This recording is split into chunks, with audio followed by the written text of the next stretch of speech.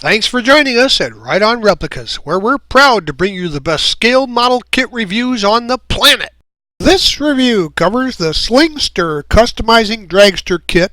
It's a Monogram kit number 85-4997. And it's a vintage kit, but it's out of production now. However, you can still find them online at auction sites, etc. Now, it's billed as an advanced level kit, but anybody with few kits under their belt can probably put this together. It takes us back to the 50s and early 60s when these rail dragsters started showing up at drag strips, and they were the hot ticket. They were built strictly for speed. Now, the kit that featured here is not an exact replica of a particular car. It is in fact something that you get to decide how you want the outcome to be. It comes in about 5 or 6 configurations that you can put together for different looks. And in fact, it even comes with 2 separate engines, a Chevy V8 and a Hemi. So it's a fun kit, and it has a lot to offer, especially if you went to the aftermarket for add-on parts. Now, it's got some nice looking drag slicks, the old pie cutter type, and 2 skinnies in front. Now, there's old school water slide decals too, to combine with the different features that you can build. It's a lot of fun, and there's a lot of options. Now, when you're done, the kit will be about 6 inches long, 2.5 inches wide, and 1 3/4 inches high. Here are the contents of the kit, and you can see that the tires and the chrome are bagged separately, and the chrome is nice and bright and level. The decals are colorful and plentiful for the different kinds of configurations, and they go on easily. We'll be using mostly tube glue and Model Master liquid cement for the glue here, and sometimes super glue for the fragile parts. Remember to heed all the manufacturer's safety warnings when you see or you hear of any products used in the construction of the kit. The instructions over to determine which version you want to build. As you can see here, there's a lot of different configurations and panels and cabs, and there's separate sets of exhaust. There's all kinds of goodies in this kit, and that's what makes it so special. Now, we're going to clean the parts off first, and then let them air dry. And there's also some extra wheels in white plastic that can be used instead of the chrome ones. I decided to build the blown rail version, that's version F in the instructions, and it includes a Chevy V8 engine that's supercharged.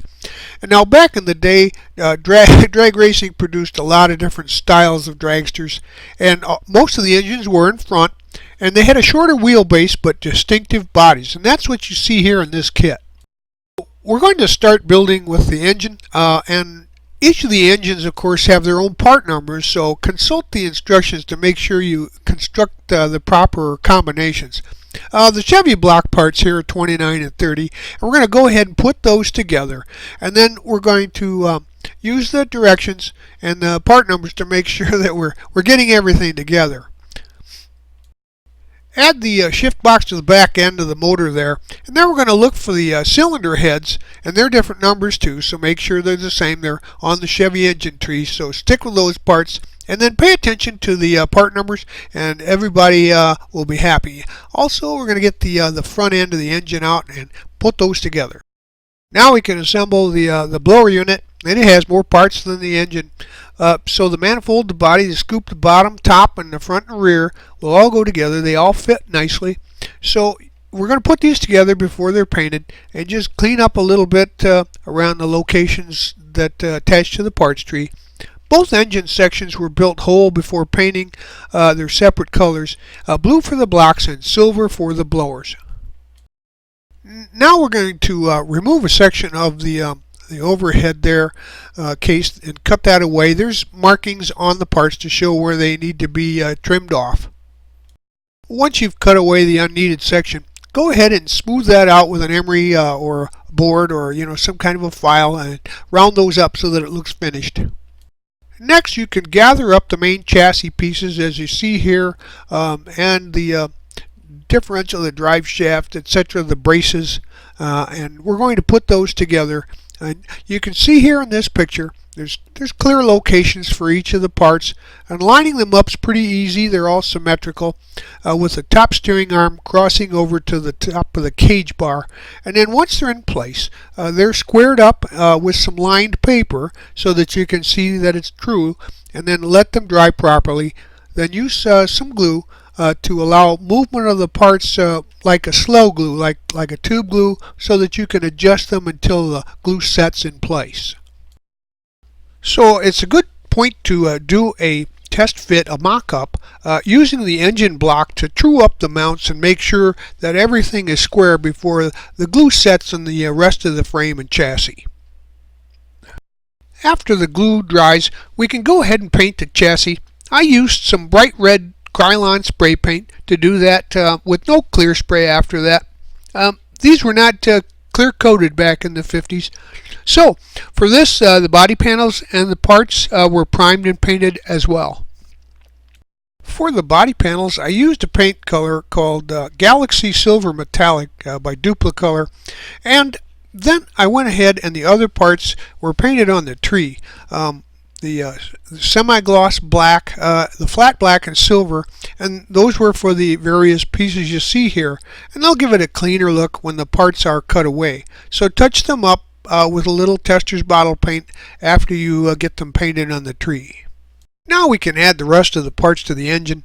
The valve covers there, chrome as you see. The shifter goes into the shift box, and the front end has its belt in place for the blower. The headers now, I gave them a little tinting with a little clear, blue and yellow to give them that heat look.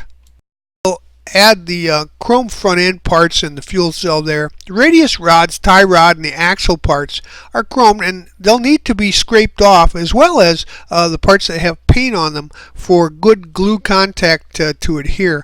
And I suggest you use some super glue here for strength, some slow gel glue, and then an accelerator to keep them into place and lined up.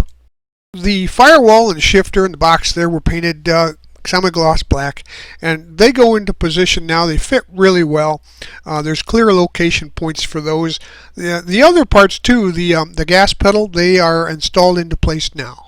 Use a little tube glue to attach the drive shaft to the shift box there and back, and then we're going to set the engine into place, and of course it should fit perfectly if you used it to mock up the frame initially.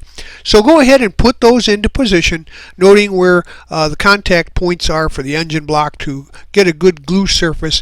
Scrape the paint and put that into place. Now we can fit the upper body and the body into place there. Wraps around, of course, the roll cage where the seating area is. So go ahead and put that in position and let the whole thing dry. Now we can work on the tires and wheels, and the rear wheels are pretty simple. They're a one-piece unit, which also means there's a seam in the middle of the tread area, which you'll have to sand off. And they get scuffed with an emery board and a flat piece of sandpaper to remove that seam and give them a good used look. Now I used some black onyx colored paint for the wheel centers, and then the tires, of course, are simply a flat black, and they look pretty good when they're done. A plastic rod serves as the rear axle, and you're going to need to clean that up, sand it up a little bit for a nice fit through the transmission hole or transaxle hole there, and then go ahead and insert that in through the wheel extensions in the rear wheels on the inside of the wheel hubs, and glue them into position. Make sure they're straight and true. I used the spoked chromed wheels for the front end, but you can also use the simple white ones. I go ahead and scrape the chrome plating and then glue the two halves of the wire wheels together, and then you can just slip the tire around it once that's dry, and then go ahead and the fit is pretty good. There's a little bit of a gap, so you need to do some work to clean them up, and then they slide over the front axle without too much pressure. Just don't make sure that you use so much pressure that you break the axle. Our race driver's next, and he comes with about the only safety equipment on the vehicle, and that's a helmet. He does have some goggles, and he's just simply paint him up with some flesh colors, dirty up his uniform a little bit, and of course the the visor and can be painted separately from the helmet. The sunglasses, belt, and the boots are black, so you can paint yours up any way you see fit. Maybe you have a favorite driver, but you could go ahead and assemble this guy and pay attention to the seams and smooth him out so that he looks just like he's ready to go. Just like the real driver, wiggle him around and then put a drop of glue on the bottom, and he'll sit into position just right. If you do it before the glue dries on the arms, you can position those too. Once the driver's in place with his hands in about the right position, you can go ahead and pop that steering wheel into place so that you can just kind of snap that, wiggle it into his hands. Now, I'm not a real great figure painter, but there's a lot more detail, of course, that you could do. And don't let that stop you. If you're one of those figure pros, you could really make this guy stand out. Next, you can go ahead and fit the parachute into place. Mine was painted with a semi-gloss black, as if it had a nylon cover or something, and it's pretty easily located there for points, gluing points, so go ahead and put that into position. The period decals are great. They came off the water in just a short amount of time, used plenty of warm water, and they located properly with some warm water. Just put them into place, and then use a soft tissue or a cloth to remove any excess water or air bubbles, and they look just fine as a 50s set of decals that you would have seen back then. Well, you see the name Chuck here. That is the driver's name, of course, and I always name the drivers in my kits.